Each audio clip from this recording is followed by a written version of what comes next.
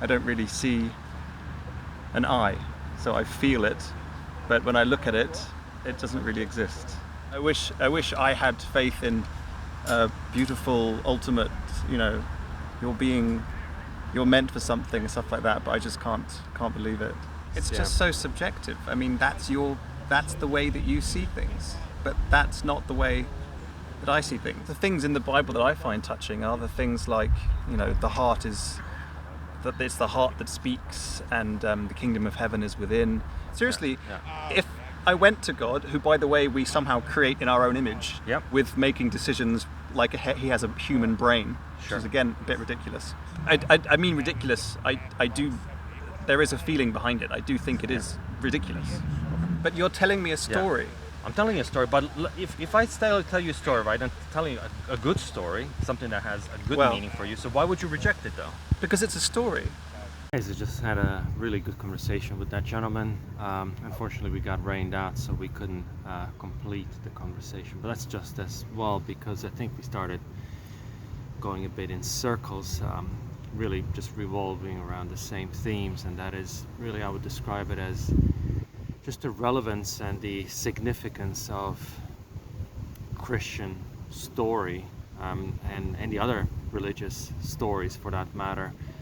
This man just didn't see that, didn't see the significance, didn't see the value, or to put it in a different way, he was satisfied. He was satisfied that what he had in this world was sufficient. That was sufficient for him to continue, to find whatever he's looking for in this life.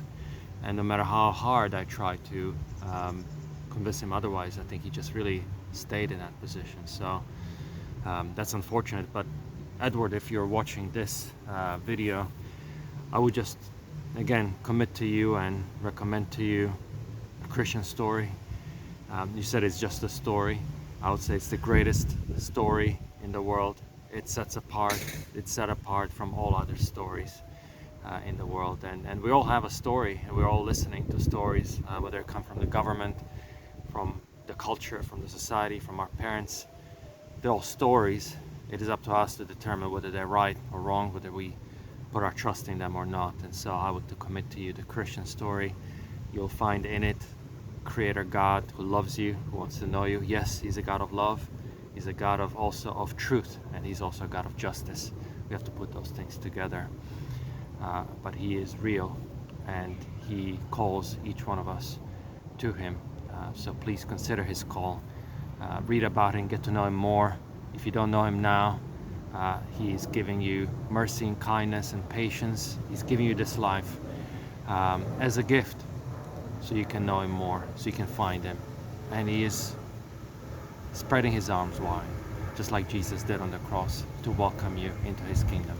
If He could do that for me, He could do that also for you. So thank you again for this conversation, and for the rest of you who are watching, feel free to subscribe, comment below what you thought about this conversation, and God bless you. See you soon. Bye.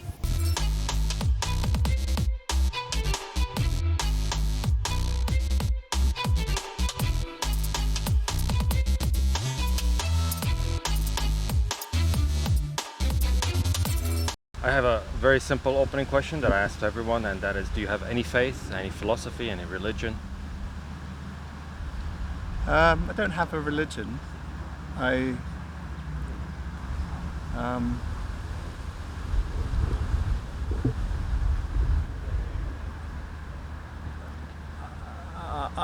think I used to question big existential questions, and now I start to question if I am actually something that can have faith in something, I don't really see an I, so I feel it, but when I look at it, it doesn't really exist.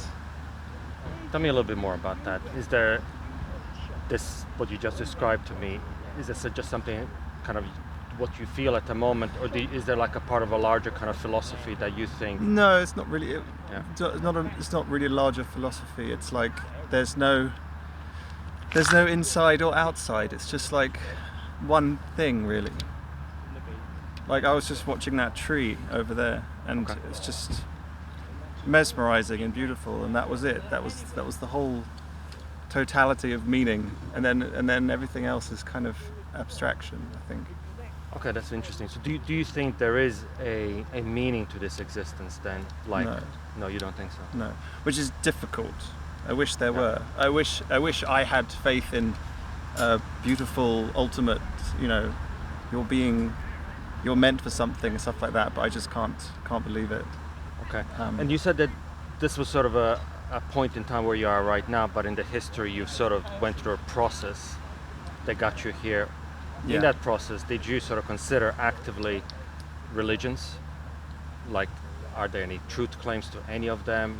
The fact that there is Yeah. a God and that kind of stuff? Yeah, I remember reading things about Christ, for example, Yeah. and the Buddha, and it seems that ultimately what they existed, what they had realized was something very simple. Okay. It's like they didn't realize that you are important. They somehow realized that once the lack of you is there, then it's like, oh, this is the realization that it's all maybe it's more complex than that, but the Buddha's thing was that he stopped searching, or the searching stopped, and then he was like, oh, wow. Right. So I think the whole premise of there being a separate you that can find something, or if it does find something, that's going to be subjective because it refers to a point of view. Okay. I think life is much, much, much simpler, devastatingly more simple than what we would like it to be. I think it's just this, whatever that is, I think.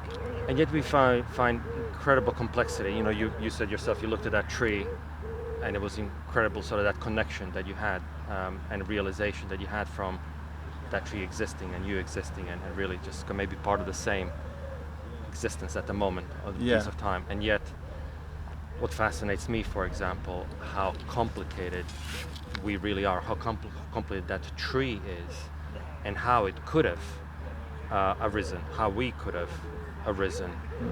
And I have a bit of a scientific background myself, and the more we look in the makeup of us, the cells or living things as such, we realize, or the more scientists realize, actually, it's incredible, it's complicated. It is, what's his name? He said it has the appearance of design. Einstein or Darwin or something? No, the atheist. I'm just sort of. Richard Dawkins. Richard Dawkins. He said, what is biology? Biology is the study of the things that have the appearance of design. Yeah. He was an atheist. Obviously, he would never say, or he would disagree actively that design was given by God. And yet he recognized the complexity. Yet he recognized the appearance of or design. by gods. No. Okay. Yeah. But I guess where I'm going with that is that for me, it's inescapable. Looking at living things and then asking the question, how did it come about? Yeah. And I would come to the conclusion, it had to have an originator, it had to have a creator. And especially when I look at things like DNA and information properties that it has, the instructions that it gives, and we start looking at, how philosophically, how could you have an instruction set to do something without an instruction giver? This is going maybe a little bit too deep, I realize, but it is fascinating to me that we could step away and not come up with at least a question: who is behind it? Would you? Does that resonate? Yeah, of course. Yeah. But ultimately, they're questions. Okay. You can't answer them. Unless there is something else, right? So let's look at now Christianity. No, right? but Yeah. sorry, just to say, you Yeah. can answer them, Yeah. but they're subjective. They're human answers. It's like we understand things with eyes and a brain. That doesn't necessarily mean that's how it is. True. Especially, the whole thing of the observer in physics and stuff like this. Correct. As soon as you the double slit experiment, that thing, right? Schrodinger's uncertainty principles, Well, and all that stuff. Yeah. As soon as you get involved, Yeah. it will have the truth that you give it. Even with the biggest blanket of science, it feels like there can be answers, but to something like what is before you exist, which is what is beating your heart, what is breathing your lungs, what is creating the thoughts and stuff. That's a huge. How can you put an answer on that? Yeah. It seems like it's anyway. Sorry, what were you were saying something? No, that absolutely. I think it's worth. I think the science is the pursuit of understanding that. I'm not dismissing entirely that we will not get closer to some of those answers, and that's that would be the Richard Dawkins sort of argument against people who describe themselves as religious. They would say, well, you're just putting God in the gaps, right? You don't understand now. Yeah. You're replacing that not understanding with God, but then the science will move and then close that gap and leave your God a little bit smaller than it was before. Now, I get that, right? But I guess where I was going with that is that, but if you marry that, right, that kind of what we see, and we're at awe at what we see with, I would say, revealed knowledge of God. What I mean by that, things like the Bible, right, the scriptures, right, where God spoke, interacted with people, and he said, actually, this, that, and the other, and there's a plan behind this whole thing, and you will see that plan in works, and there will be a man who comes, and he came, and kind of the full sort of layout and the plan of the history is being laid out before us, and we see it following that path.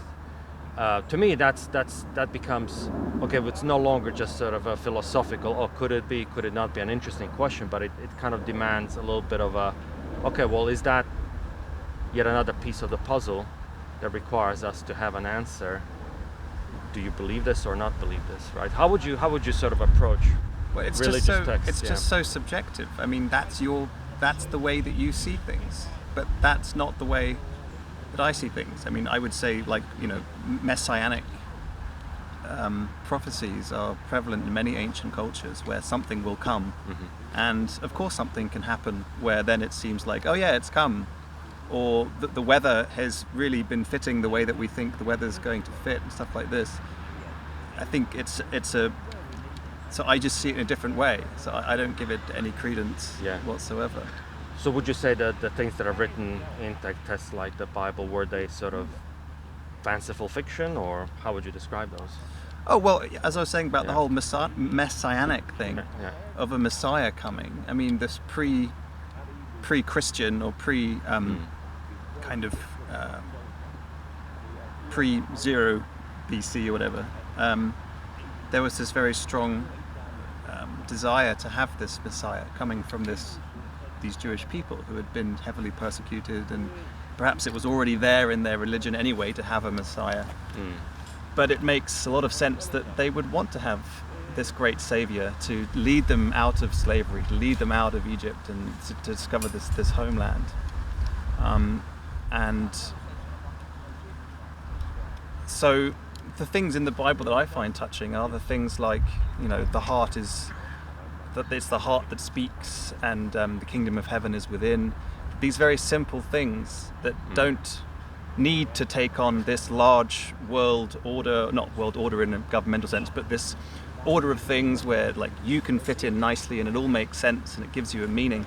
All that stuff I find fanciful, because it seems that we love to believe in that stuff because it gives us a meaning. I think the things I like from the Bible and other ancient texts are the things which applies to the ordinary day-to-day experience, like living from your heart, being kind, or appreciating kindness, or about love and simplicity. Anything that gets more abstract than that is just like, that's it, it's abstract. You can choose to believe it. It might fit with your reality, but that doesn't mean it fits with someone else's, Fair, yeah, absolutely fair. But so I guess every religion has its own text, and every person in that religion will be taught that text and be taught that it has a powerful historical, that it was written by some kind of revealed prophecy. Yeah, and I would agree with that. That's absolutely true. How many religions are there in the world? How many prophets? Even these days, right? We have people claim to be the returned Jesus or some sort of a holy figure or Messiah. I guess each one of them, maybe it'll be too much to consider each one of them on their merit because there's just so many. But I think one thing that strikes me about Christianity specifically is that the amount of evidence, textual evidence that we have for the things that were written in the Bible is very, very compelling in itself. The fact that it wasn't written by one eyewitness or by someone who's received some sort of revelation in a cave and then forced it upon everyone else, but it was multiple people witnessing events, writing down independently, and then that being sort of put together in a book that we just call the Bible, right? But it's really written, the 66 books in the Bible is written by dozens of different people from different backgrounds, and yet they all seem to be telling pretty much a similar story. Now we can argue whether they're sort of being influenced by their cultural presuppositions and the expectations that they had. I mean, all that kind of stuff. We can have that kind of discussion. But it's certainly, all I'm making a point here is that there's a weight of evidence here that goes beyond just the subjective. It goes into the evidential, into the recorded, into the historical. That I think it's worth looking into. It's worth considering, at least. But why not believe in the gods of the Roman Empire?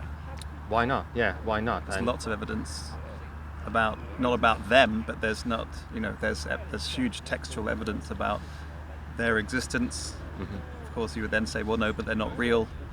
But then, I don't know. I think it's no, but yeah, there's a lot of. I don't know how much, textual evidence there is, because it wasn't like there was, in the Quran, for example, it's the revealed prophecy to Muhammad, but it was a revealed prophecy to one man in the Bible too. I mean, essentially, right? Christ. Not necessarily. That's the core of it. Well, the core of it, I mean, Christ came as a fulfillment of the prophecy in the New Testament, right? But the writings that we have in our hand are writings of the apostles, Mark, Matthew, Luke, John, Paul, some texts we don't know for sure who wrote, things like Hebrews, and John wrote some as well, and Judas as well wrote some, not the Iscariot, the other, Jude rather. So we have, I think in terms of the New Testament, we have probably, maybe, I don't know for sure, but like 10 different writers at different points in time, who some of them did not know one another until much later. And so it was difficult for them to say, look, you've compared notes, like Paul even says, look, what I received directly from Christ. I did not know Peter at the time. And Peter says, look, I didn't know Paul at the time either, but the guy seems to say the same story that we're saying, so please listen to him as well. And both of them would write, look, we are saying that what we're writing is not made up. What we're writing is what we've experienced, and you can go ahead and speak to the people who are still alive at the time. What they were writing, they encourage people, like Paul says, look, you can actually go and investigate that thing yourself. Speak to the people who are still alive, who've been witnesses of that, and they've encouraged that in their letters. Right, so such honesty, right, combined with some of the frankly embarrassing things. The fact that during the life of Christ, the apostles themselves were the ones who never get it, right? They never get the message, right? They never understand Jesus. He has to keep re-explaining what he's here to do. They keep being shocked by his message themselves. They think that he's here to come and overturn Roman rule. They understand the Messiah who's going to come and free them from the Roman oppression, who's going to come give them this freedom, this new promised land that they thought they were to be given. But Jesus said, no, my kingdom is not of this world.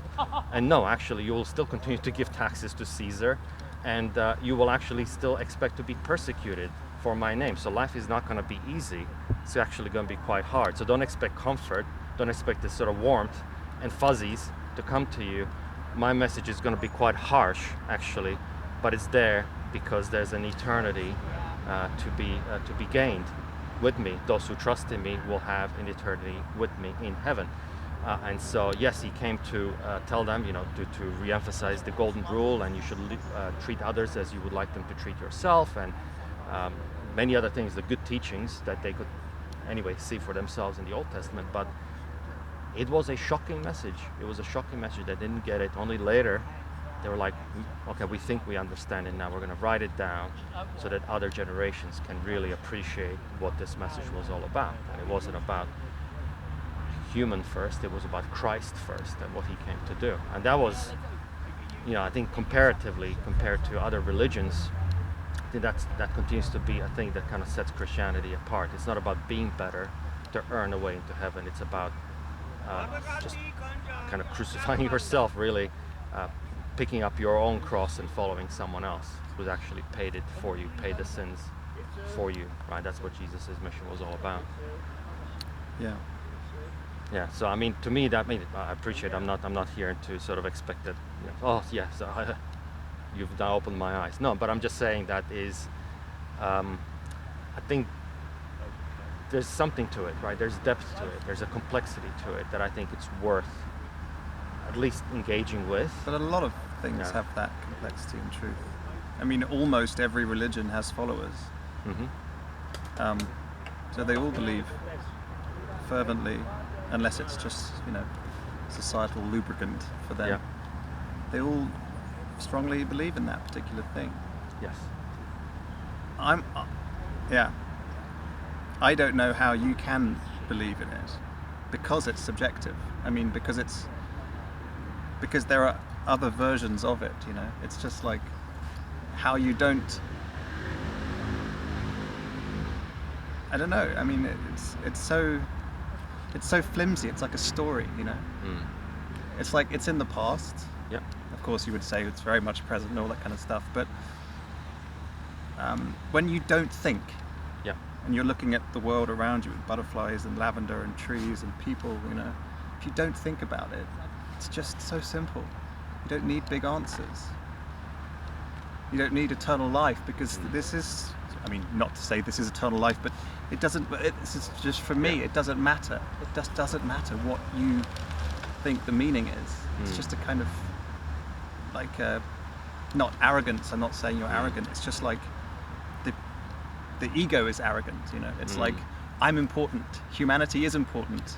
God created the animals for us to farm and eat and stuff, and it's like, sorry.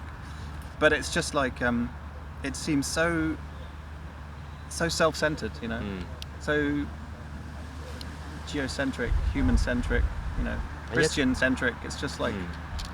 And yet we are special. We are special.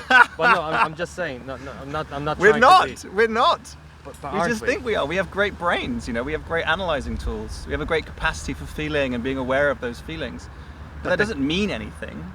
But the gap, right? The gap between us, cognitively, creatively, and the next organism is like the gap, Grand Canyon, I would describe, right? It is unsurmountable. It's not like some other, a chimpanzee suddenly gonna cross that threshold, cross the barrier, and they're gonna be on par with us. You can but attribute it's just it. brain power. Is it? Is it just sure. brain power? Of course it is. Brain power. I mean, the feelings of the soul and the feelings of connectedness and compassion. I'm not saying that that's all just in the brain, but sort of ultimately, it feels like. I mean, I've again looking at the tree. There's no difference. Of course, there's a difference in like the brain and stuff. But what apart, I don't know. It feels like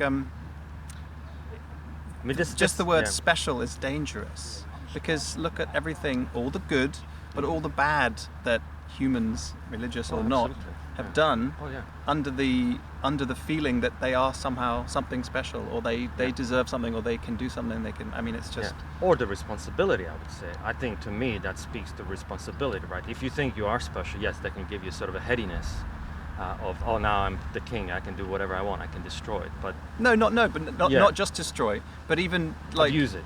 Well, yeah, but to do good things. That's all very well and good. It's beautiful. Humans can do lovely things in their imaginations and societal experiences. They can create gods and religions and meaning and heaven and hell and all this stuff. But Absolutely. For me, it feels created. It's And even that, right? It's even like that, if you this one thing, if you were to take away all the religious books and bury them, they wouldn't come back in the same way. It's something that happened. It's not an ultimate truth. If a baby was born today, you didn't tell him anything about Christianity or anything. You just taught him about, birds and the sky, and then the child might start creating meanings and gods, or it might not. It certainly wouldn't have this, again, a divine revelation of exactly, necessarily that, I've been called upon by God to Actually, they might do that. Anything's might. possible. Anything's possible. Well, we see, one thing that we would both agree in, that religion, we said that before, religions have been a fact of humanity for as long as we have recorded history, right? We have cave paintings that in themselves can be quite spiritual. Stonehenge, what was that other than an expression of some sort of a spiritual desire, right? We still are trying to understand what it's truly about, but some sort of an idea, right? A concept that is higher than us, right? And that's what I was saying when we're special. We are searching, we're trying to reach out with our spiritual selves to the greater truth, right? And that is not found anywhere else. No, but that's what we think we're doing. But what are... Okay, sorry, maybe I It could just be the human capacity to be dissatisfied, to search for something other than what is this. It's like an element of the brain power that searches for something else. It takes on a feeling of self-awareness.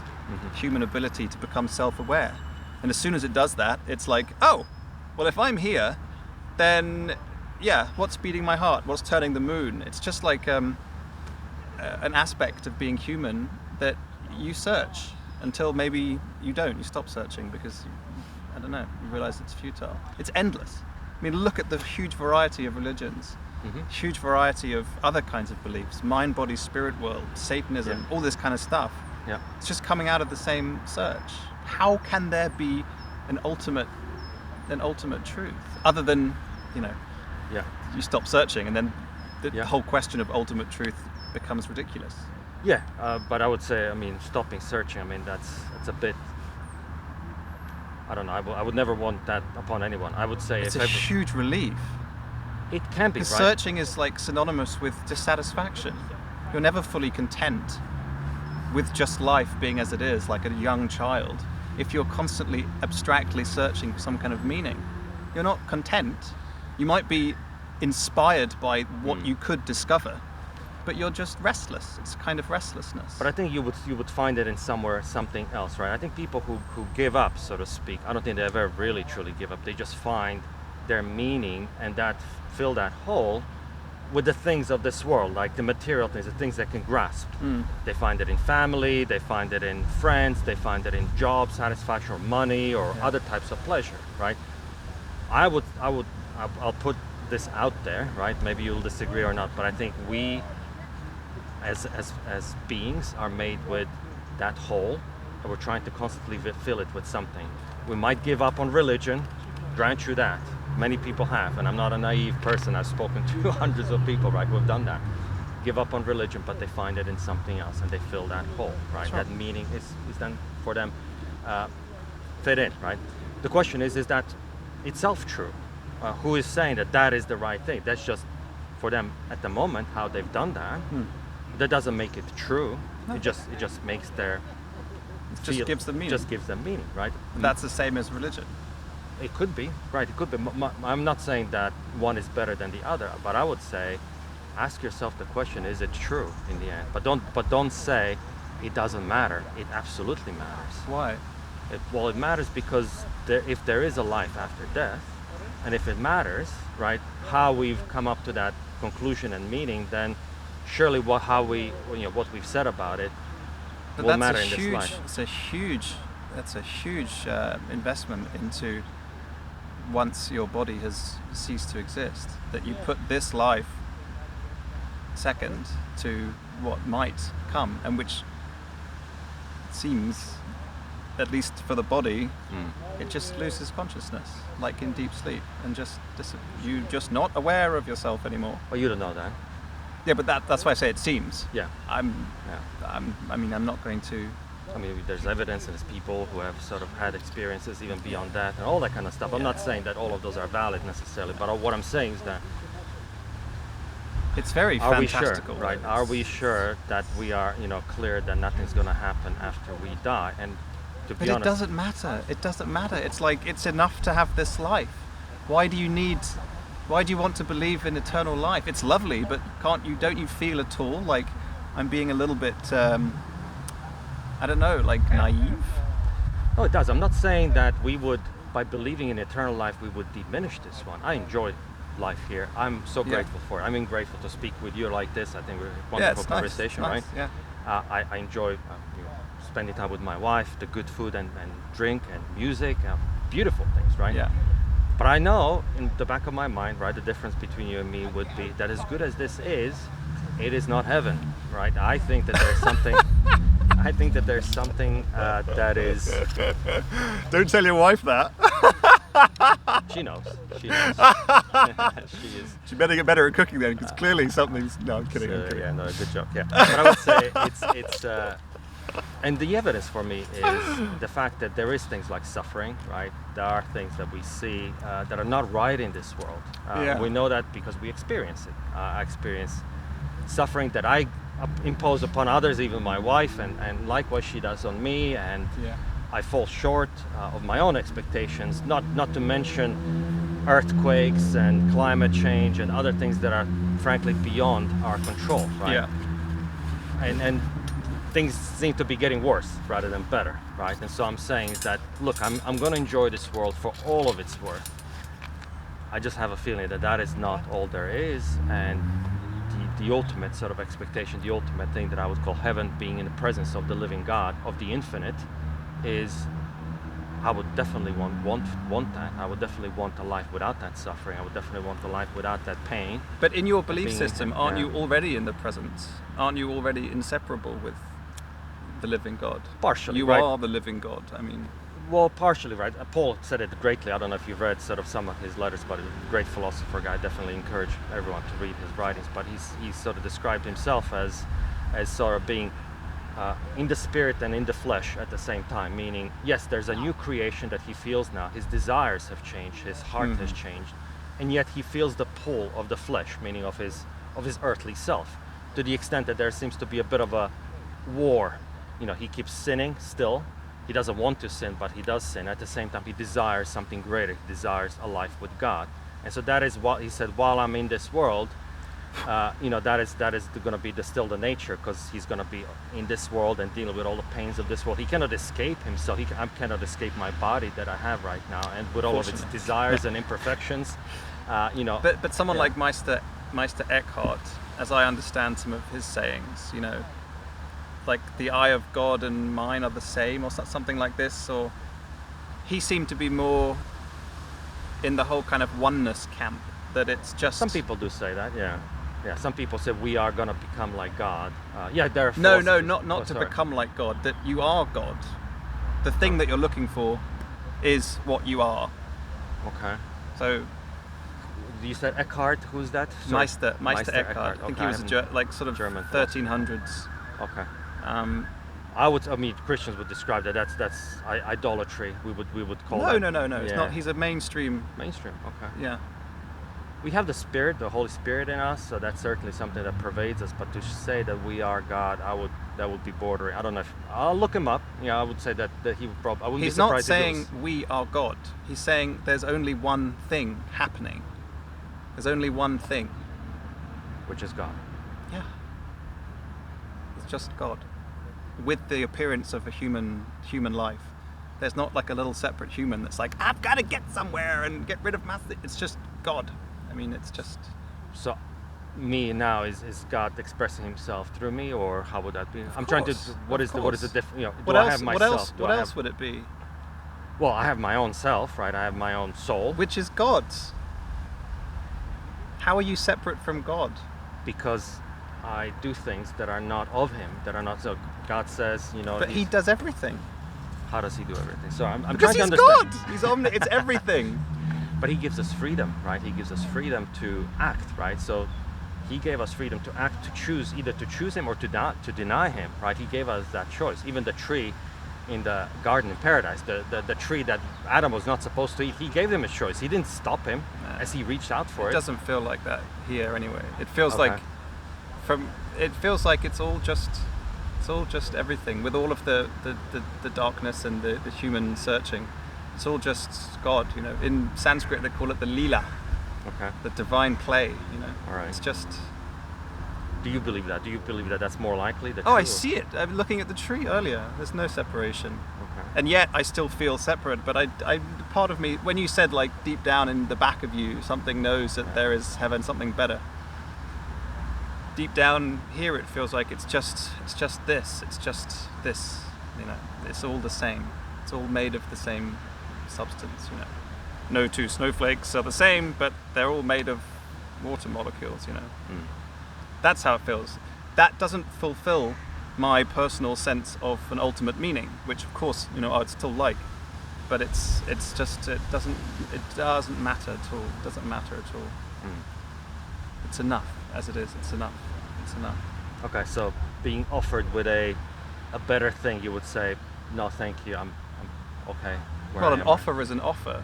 Yeah. Unless someone injected the feeling of heaven into me, if it wasn't heroin, then I would say, all right, yeah, let's do this. Let's do it. Yeah. But that's not going to happen. But I think C.S. Lewis said it. I don't know if you've heard this, and I'm trying to paraphrase because it's a much better quote that I can even pretend it to sort of replicate. But he said, "We are often satisfied, like with this earth, almost like a child is satisfied by playing in the mud, because he's never experienced what it's like to be in the seaside, on the beachfront, and the glory that sort of provides, right? So it's almost like not like that. You know, are we satisfied being in this muddy pit, whatever, because it's enough? And if someone tells us, look, actually, did you realize that there's much better things than this? Yeah, but how do they know that? Well, revelation, right? I mean, yeah, but you have to believe that. Yeah, you have to believe. Absolutely, you have to. So there's no ground to it. But it's belief. It is belief. It is. But what was the other thing? There's no ground. Well, there is a bit of ground, right? There's not absolutely no How? ground. Well, we just spent a bit of time talking about scriptures, right? So we can choose to believe it or deny it. Yeah, but no one, unless you believe it, people don't speak back from the grave. Unless you believe it. Even if it's written down, this is what they said, and I'm telling it as it is, of course they're going to say that they're telling the truth. You know, every pope says, I come originally from Peter, you know, the holder of the keys. They're not going to say, actually, it was Tony who gave me the keys. But of course they're going to attach themselves to that lineage. But it wasn't just people. This was Jesus who was saying those things, right? He was recorded as saying, you know, but Jesus is only special in the Bible. He's only special. Well, he's also venerated in Quran. He's a very important prophet, not the Son of God, not someone who rose, but he's very held up very high. It's still only to humans, you know. I don't take it that seriously because it's just. But that's what I'm saying. I'm not. Yeah, and I'm Yeah. not expecting you to believe or take it serious. All I'm saying that there's actually no basis. Christian, you know, 3 billion people who identify themselves as Christian in the world do not find it without basis. They certainly have basis for it. The philosophers and the scientists over the ages and centuries. But they have basis because of these texts. Yeah.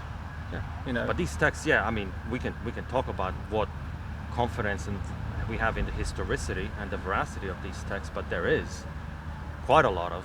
There's also a lot of confidence. not evidence. I mean, I've watched programs about Jesus being invented, stuff like that. Oh, I'm sure there are the mythicists and other stuff, but mainstream historians, even those who are not religious, that do not believe, they would say, look, number one, it's probably a very high probability fact there was Jesus who lived on this earth 2,000 years ago.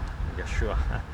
And he lived and he died, and he was recorded as having believed to be risen again by his followers, and those followers by his followers, right? And those followers then recorded what they saw, and then they started the religion, right, that we have, and they went to their deaths. They believed in it so much that they went to death for it, right? Which is a very good sign of a sincerity, not necessarily veracity. Or fanaticism. Yeah, fanaticism, exactly. But you have to believe. You know, you cannot. What you won't go to the death for is if you're trying to make things up, right? You will say you'll be found out. No, people die for. I'm sure people would die for Mormonism. People die for their cults. People they do, but they believe it. They die because they believe it. Yeah, that's what I'm saying. They wouldn't have died if they were like pretending. That's my point. No. I mean, no, for sure not. So they believed in something. Whether they were right or wrong, that's a different story. But they firmly and sincerely believed it so much that they went to their deaths. They were persecuted.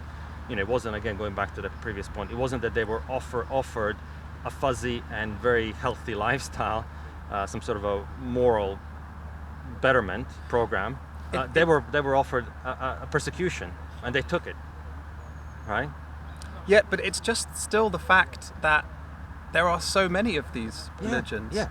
Just because one is better documented, the fact that it's still a belief system, this very ancient impulse inside humans to attach deities to the moon. Absolutely. It's just, isn't it? Don't you see it as just another modulation of that human, even if there is some kind of deity, right? Why don't you equally? I don't know. I just don't understand how you can believe in one of these many religions and not, if anything, just see it as a human desire to connect with God. Why have all this weight of the Bible? I mean, well, it's I agree with you. There is a human desire to connect with God. I think we talked about this before, that pull, right? And I do agree that many times we've created religions. Many religions, you could argue, large parts of Christianity are created. But I would say, I wasn't always a Christian, by the way, right? So I came to that position, having read it for myself, having asked the difficult questions. My background is in science, and so I don't get easily sort of persuaded. I don't think of myself, I get easily persuaded of stuff. So I've asked the difficult questions. How can you know it's true? Why this and not Islam? Why this and not Buddhism? Why this and not Hinduism? Why this and not Judaism, for all that matter, right? Faith that precedes Christianity, and from which Christianity arose, frankly. And so why do we think we found a Messiah when they're still waiting for a Messiah, right? All of those questions I thought were worth asking, and I found the answer to my questions in that text. Now, I don't expect everyone would come to that conclusion, but I would challenge everyone to ask the questions and be honest with themselves. And I appreciate that it's an effort. I appreciate it requires time. But this goes back to my previous point. I think it's important to ask those questions because if it makes a difference between your eternity in heaven or in hell, you would want to be sure that you haven't missed out on something, or that you haven't sort of just got it wrong. And I'm still open. That would right? be a very pathetic deity who, if you started to believe because you wanted to go to heaven, when you died, he wouldn't be like, congratulations, because of kind of fear or because of a desire to be always happy, you started to believe in, or partly. That would be a pretty difficult God who, if you died and then you just didn't believe and yet you were still his creation, but you just didn't believe in heaven because you wanted to get somewhere really nice, that he was like, right, you're going to hell. I mean, it's ridiculous. It would be, but maybe, and I appreciate you, the caricature makes sense because the way I've presented it, but let me put it slightly differently, right? I would say, would you say it is right for God to reject you because you have rejected him? To give you effectively what you want? Well, no, you just don't have evidence for it. No, but I appreciate. I appreciate. No. I'm not. But seriously, if I went to God, who, by the way, we somehow create in our own image, with making decisions like he has a human brain, which is again a bit ridiculous. For argument's sake. I mean, fine. So the guy who created stars 10 billion years before us has a human brain. I mean, it's ridiculous. I mean ridiculous. I do. There is a feeling behind it. I do think it is ridiculous. Sorry. No, I don't want to mask it and be like, oh, I'm sorry. No, I don't mean ridiculous. I do mean ridiculous. That if you said you rejected me, so I'm going to reject you, and it's like, I didn't reject you. I just never saw any evidence. Like, I may have felt you and been like, oh, that's beautiful, but I never read your book. So I just felt you at times. I felt you looking at a tree. I felt you in church. But I didn't read your book, and I didn't think that you had created a heaven for me. I just thought you were looking after me, and I felt beautiful with you, not all the time. Isn't that enough? No, you should have read my book. Well, okay, again a bit of a caricature, right? But if he said, fine, you didn't read my book, that's fine. There's a person on the deserted island who never had a printing press, or in the depths of the jungle. I couldn't expect them to read the book. So they go to hell? No, this is what I'm saying. So he wouldn't be saying that to them. Of course he wouldn't, right? But what he would say, fine, all of that, putting that aside, let's just judge you on your life, on your own consciousness, right? On your own consciousness, right? Okay. In your image. In his image, right? You were created in his image, but he's given you freedom to act and will as you will, right? He gave you freedom. Have you? It's so abstract. No, but it's so abstract. But it's abstract. But let's play this out, right? For argument's sake, right? All right. You're now in front of God, or you're that man in the jungle. You've just been rescued from the jungle, right? you never had a book, you never had me to witness to you or anyone else in the church. Or Yeah, anything yeah, like that, yeah, right? yeah. Now you're faced with a guy. You're telling him all this. Fine. Edward, is it? Is it? Sorry. Darren. Yeah. Yeah. What about? Yeah, let's look at your life.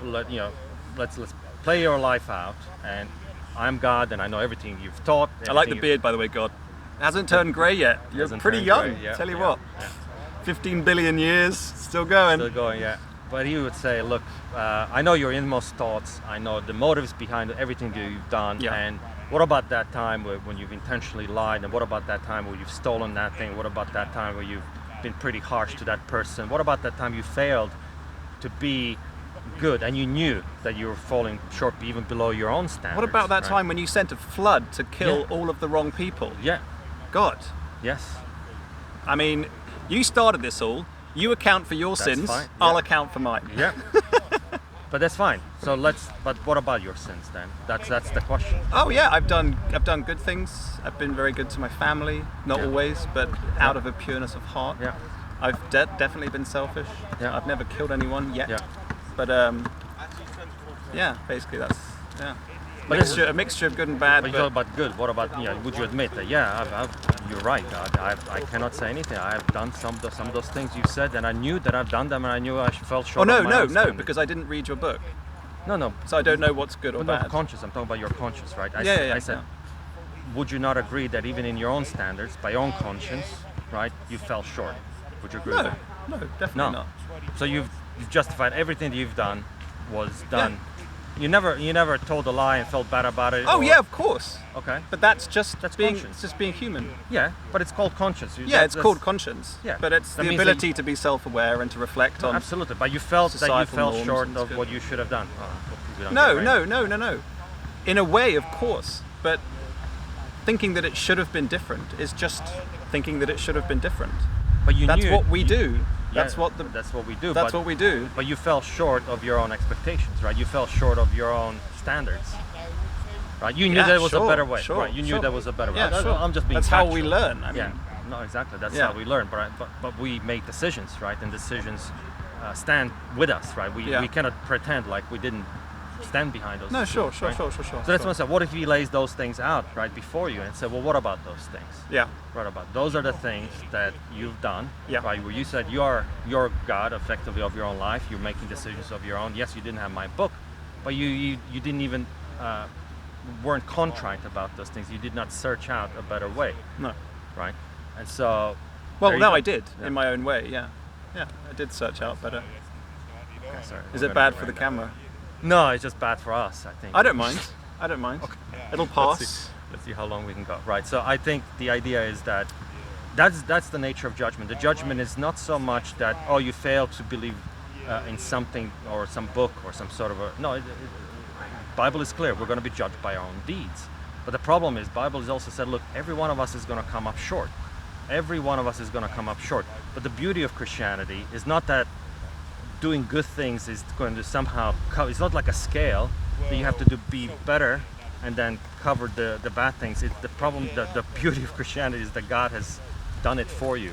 All you have to do. Well, He's done it by saying, "Well, my Son has died for you. My Son." I has didn't died." read the book, so I Right. just don't. It's a fiction to me. But even turning to Him in faith, right? Like the person in the jungle might say, "Look, I know something's wrong, but there's something greater in reality here. I know I'm falling short of my own standards. Is there something bigger out there? Forgive me. I repent, right? I want to know that thing more, right? That in itself, for those who don't know Christ, if they cry out to God, however they understand Him, Yeah. right? He's Or her. right? He's gonna be faithful to forgive, right? Yeah. And so everyone's going to be judged according to that standard of theirs. But for us, we're even more great. We're given more grace because we know that in His Son we have actually more grace and more forgiveness. Who is actually given His life for us? I mean, why wouldn't we? Why would? But you're telling me a story. I'm telling you a story. But if I tell you a story, right, I'm telling you a good story, something that has a good Well- meaning for you. So why would you reject it though? Because it's a story. But you accept other stories. You accept the narrative There of are this world. Let's thousands put it- and thousands of Yeah, stories. but you accept them. Why not this one? You accept the story. I'm not going to say that COVID is. I'm not an anti-vax or anything like that. But let's say you accept the mainstream media story about what's going on with COVID. You accept it, right? Because they say that that's the authority. You listen to it. You have no choice. You're not a scientist. You just go with what someone who's more expert than you tells you. Wow, that's heavy rain. That is Sorry, God. I'll start believing. Just stop raining, please. I'll do whatever you want. Or maybe he's telling about you. What's that? Yeah, you should really stop. He's telling us. He's giving a sign, you know.